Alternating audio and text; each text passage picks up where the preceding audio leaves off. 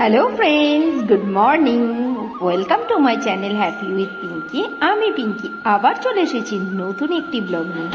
আশা করি তোমরা সবাই খুব ভালো আছো, আমিও খুব ভালো আছি। আজকেই প্রথম যে বন্ধুরা আমার ভিডিওটি দেখছো, প্লিজ সাবস্ক্রাইব করে আমার পরিবারে চলে এসো। আর পুরনো বন্ধুরা, তোমাদের সবাইকে অনেক ভালোবাসা জানিয়ে ভিডিওটি আমি স্টার্ট করছি। ভিডিওটি কেমন লেগেছে সেটি অবশ্যই কমেন্টস করে বলতে হবে, লাইক করতে কিন্তু একদমই ভুলো না। আমার ইনস্টাগ্রাম আইডি হচ্ছে পিঙ্কি সাহা 703। প্লিজ আমাকে ইনস্টাতে ফলো করো। অ্যাবাউট আর ডেসক্রিপশানে আমার ইনস্টা লিঙ্ক পেয়ে যাবে। আর দেখতেই পাচ্ছ, সকালবেলায় আমি চলে এসেছি আমার ওপরের ঘরে, কেননা উপরের ঘরের দরজা জানলাগুলো সব সময় বন্ধ থাকে, এই জন্য একটা গুমোট ব্যাপার থাকে। আমি সকালবেলাতে আর সন্ধ্যাবেলাতে কিছুক্ষণের জন্য দরজা জানলাগুলো খুলে দিই। এই তো সদ্য ঘরদোরগুলো রেডি হয়েছে, এখনও আমরা উপরের ঘরে তেমনভাবে শিফট হইনি। আমি আর প্রতিষ্ঠা কখনো সখনো উপরের ঘরে এসে একটু শুয়ে বসে থাকি। ছেলেও একটু আধটু আসে ঘুরতে, আর তোমাদের দাদাভাই ওই একটুখানি হয়তো এলো, আমরা কি করছি দেখলো, ব্যাস এই পর্যন্তই। আর সকালে এই দরজা জানলা খুলে দিলে ঘরে খুব সুন্দর একটা হাওয়া ঢোকে, আলো ঢোকে, খুব ভালো লাগে। এমনিতে আমার উপরের ঘরগুলো বা নিচের ঘরগুলো যথেষ্ট আলো বাতাস খেলে আর কি ঘরের ভেতরে। আর জামা কাপড়গুলো কেচেও নেড়ে দিলাম। আর আজকে আমি কি কাজ করেছি জানো? বিশাল বড় একখানা কাজ বাঁধিয়েছি। কি কাজ বাড়িয়েছি?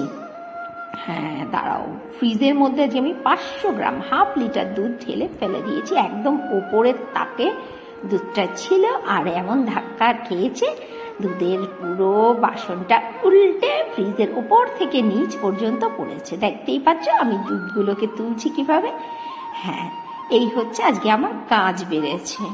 আড়া কাজ বাড়া যাকে বলে আর কি, সেটাই হয়েছে। আর ফ্রিজটার সব কিছু আমি খালি করে নিয়েছি আর কি। ফ্রিজের ভেতরে যে জিনিসপত্রগুলো থাকে তাদের আনলোড করেছি, ট্রেগুলোকে বার করেছি।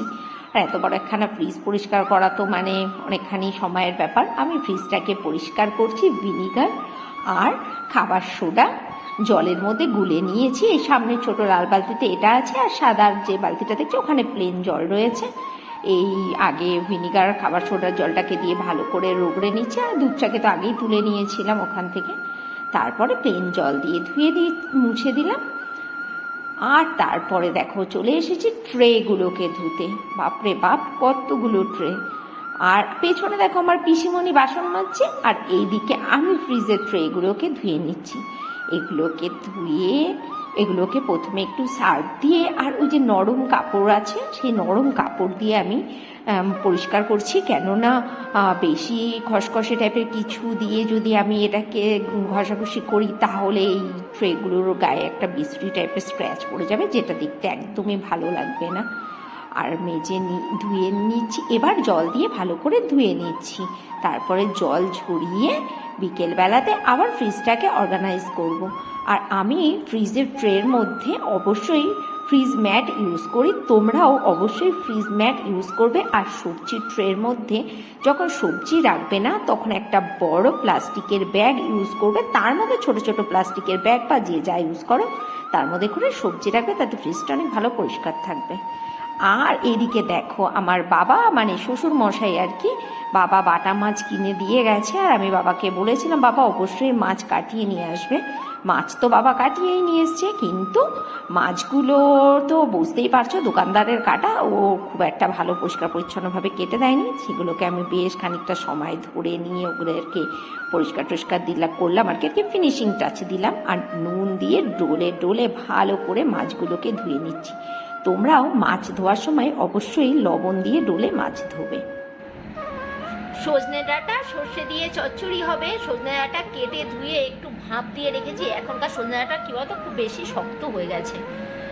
আর হচ্ছে আলু পটল দিয়ে হবে বাটা মাছ।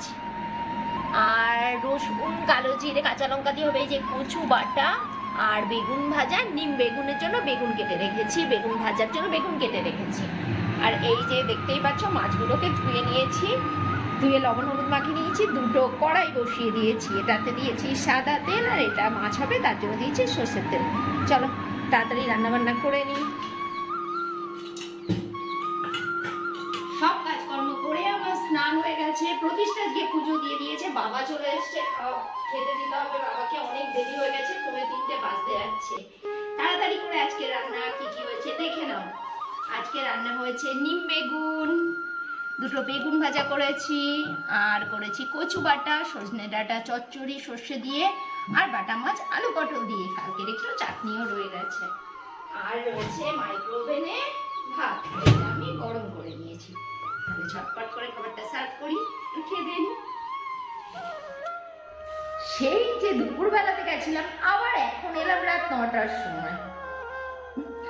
আরে একটা টানা ঘুম দিয়েছিলাম, তারপরে চা খেয়ে সন্ধ্যা টন্দা দিয়ে সন্ধ্যাবেলা যত কাজকর্ম ছিল করে নিয়েছি, তারপরে নিয়ে রাস্তা দিয়ে যাচ্ছিল চুরমুর মানে ফুচকা, আর প্রতিষ্ঠা বায়না ধরেছে ফুচকা খাবো ফুচকা খাবো, মার মেয়ে মিলে নিয়ে চলে এসেছে চুরমুর। দাঁড়াও দেখাচ্ছি,